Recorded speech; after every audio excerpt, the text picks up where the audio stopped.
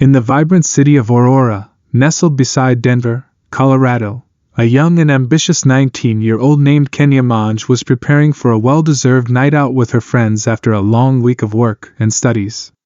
As she bid farewell to her loved ones, little did they know that this would be the last time they would see her alive. Kenia's sister, Kim, anxiously awaited her return home, but as the hours turned into the night, her phone remained silent. Instead, it was Kenia's boyfriend who reached out to Kim with a concerning message. Kenia had not come home the previous night, and her friends had no idea where she was. Kim immediately contacted her father, Tony Lee, who sprang into action upon hearing the alarming news. He reached out to Kenia's friends, only to discover that she had left her purse, phone, ID, and other belongings at the bar where they had been.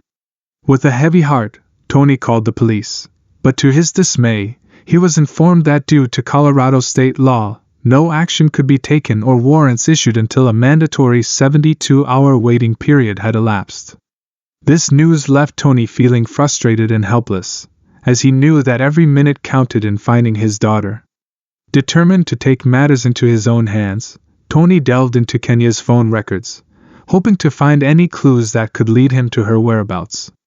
Among the messages, he stumbled upon a text from a man named Travis, who had introduced himself as the driver of a creepy white van.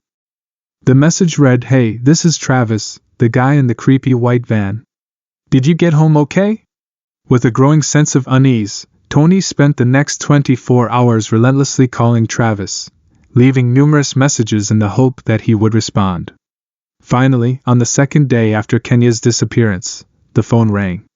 Travis's story, as he recounted it to Tony, was a bizarre and unsettling tale. He claimed to have encountered Kenia outside a gas station, offering her help as she seemed disoriented.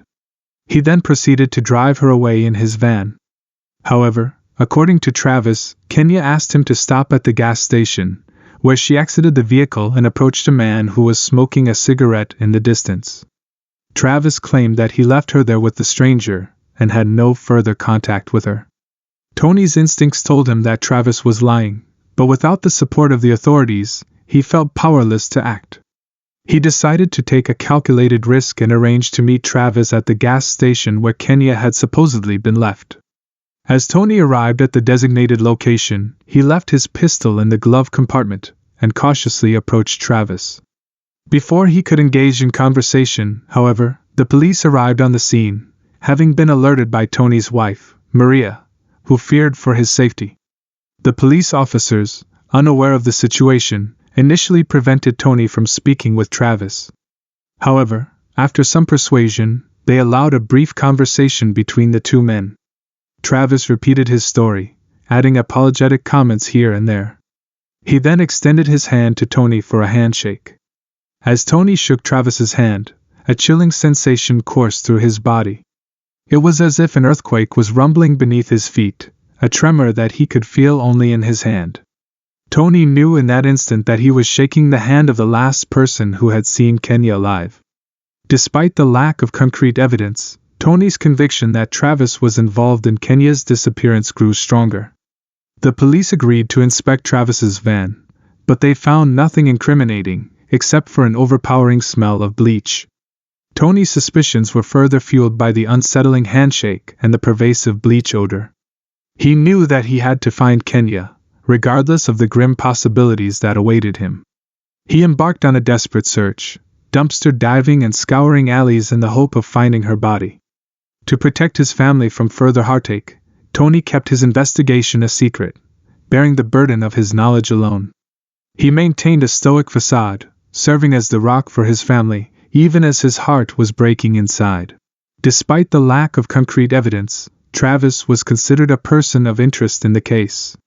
The police obtained a search warrant and collected a DNA sample from him, but it did not match any records in their database.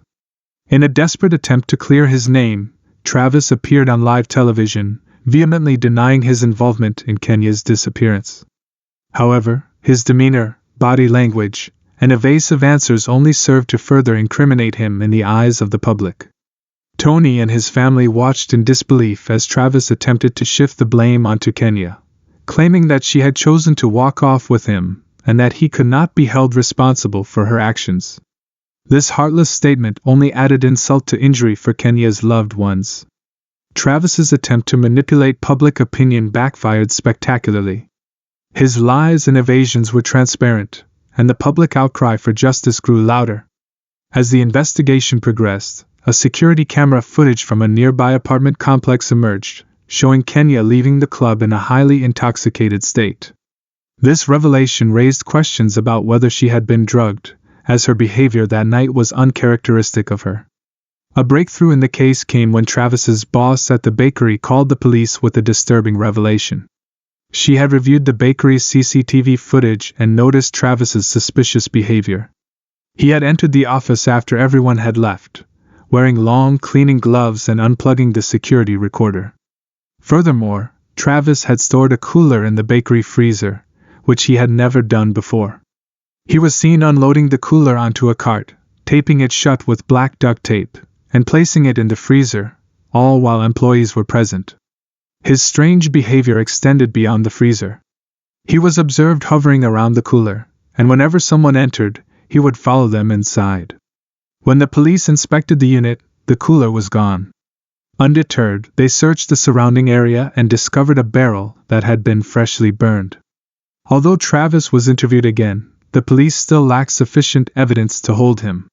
The barrel they found behind the bakery could not be linked to him due to the absence of DNA or fingerprints. During one of the interrogations, Travis confronted Detective Nash Gurley with a chilling question: "What do you think of me? Am I a psychopath or a sociopath?" Gurley responded with a stern and honest answer, stating that he believed Travis was a monster. Despite the mounting evidence against him, Travis was released once again. He chose to return to his hometown of Fort Collins, north of Denver, where he attempted to keep a low profile. However, the police kept a watchful eye on him, monitoring his movements and ensuring that he did not pose a threat to others. 1 month later, on the 4th of July, a tragic event occurred in Fort Collins that would forever change the lives of Lydia Tillman and her family. Lydia, a 30-year-old wine company executive, had recently returned to her hometown from Spain to care for her critically ill father.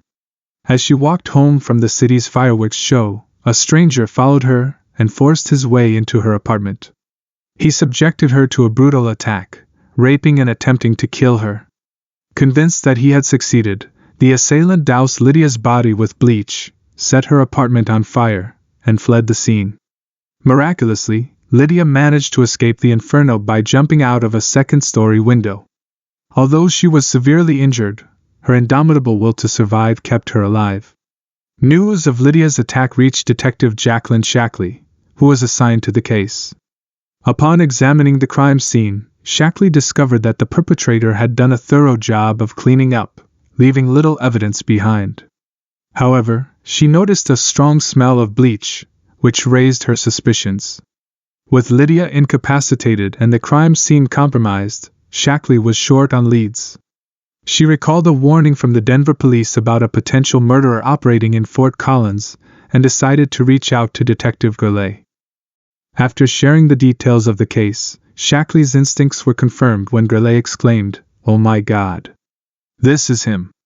Shackley sent a forensic team to examine Lydia at the hospital, but due to the extensive use of bleach, they initially found no usable DNA.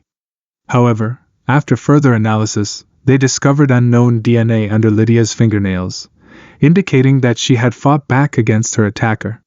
As the investigation progressed, Travis remained at large, as the police were unable to directly link the DNA to him. They had to wait an entire week for the test results, a delay that left Shackley and Gurley on edge, fearing that Travis might strike again or attempt to flee. To prevent either scenario, Shackley deployed a team of officers to monitor Travis's movements. Their surveillance led to a disturbing discovery. Travis was following a young woman, engaging her in conversation, and providing a false name when approached by the police. Concerned that Travis posed a grave danger to others, the police arrested him for false reporting and providing a false name. This arrest gave Shackley and Gurley the opportunity to breathe, but the clock was still ticking. If they failed to obtain the DNA test results in time, they would be forced to release Travis once again. As fate would have it, the long-awaited call finally came on Monday night. Shackley received the news that she had been eagerly anticipating. Travis's DNA matched the unknown DNA found under Lydia's fingernails. With this crucial piece of evidence, Shackley and Gurley were able to charge Travis with Lydia's attack and ensure that he would not be released again. They also informed Tony and his family, who had been anxiously waiting for news. Tony felt a sense of validation, knowing that his instincts had been correct all along. However, his primary concern remained finding Kenia. He was willing to make any deal necessary to bring her home, even if it meant reducing Travis's charges. Shackley visited Travis in jail, hoping to elicit a confession from him. However, he refused to speak to her, maintaining his silence. Undeterred, Gurley traveled to Fort Collins to confront Travis once more. He offered Travis a deal. If he revealed the location of Kenia's body and provided a full confession, Gurley would not seek the death penalty or label Travis as a sex offender. To Gurley's surprise, Travis accepted the deal. He led the police to a remote location near Keensburg where he had buried Kenia's body. After recovering Kenia's remains, the police returned to Denver to conduct a final interview with Travis. He confessed to Kenia's murder, recounting the events of that fateful night. According to Travis, he had picked up Kenia and driven her to a secluded spot. There, she passed out, and he took advantage of her unconscious state to have sex with her. When Kenia woke up and confronted him, a fight ensued, during which he strangled her to death. Travis then placed Kenia's body in a cooler and returned to the bakery, where he was caught on camera unplugging the security recorder. He stripped Kenia of her clothes, burned them, and poured bleach on her body to destroy any evidence. He then transported her body to Keensburg and buried her. In addition to confessing to Kenia's murder, Travis also admitted to the assault and rape of Lydia. Meanwhile, Tony received a call from the district attorney informing him that Kenia's body had been found. Tony knew that he had to break the devastating news to his family, a task that filled him with immense pain and sorrow. Kenia's family was shattered by the confirmation of her death, but they found strength in their determination to seek justice. They attended Travis's sentencing, where they would face the man who had taken their beloved daughter and sister away from them. In a remarkable display of courage and resilience, Lydia, who was still recovering from her own ordeal, prepared a victim impact statement to be read during the court hearing. With her father's assistance, she addressed Travis directly, stating that he had caused her no harm and that her spirit, soul, and mind remained untouched. She concluded her statement by expressing her hope that he would find peace in this life. To the surprise of everyone present, Lydia's father added a powerful message of forgiveness, stating, "Travis Forbes, I forgive you for what you did to me." This unexpected act of compassion moved everyone in the courtroom, including the judge. Gurley and Tony were astounded by Lydia's strength and her ability to find forgiveness so soon after her traumatic experience. They recognized her as a true hero, an inspiration to all who had been affected by Travis's crimes. After the sentencing, Kenia's family finally had the opportunity to meet Lydia in person. It was a deeply emotional encounter, especially for Kim, Kenia's younger sister. Kim felt a profound connection with Lydia, as if she were embracing her own sister once again. Tony and his family had endured unimaginable pain and loss, but they refused to let Kenia's death be in vain. They established a foundation in her memory, dedicated to helping families of missing persons. Tony's unwavering commitment to making a difference inspired countless individuals, and Kenia's legacy continued to live on through the lives she had touched. Lydia, despite the physical and emotional scars she bore, chose to channel her experience into activism and personal growth. She became a yoga teacher, finding strength and healing through her practice.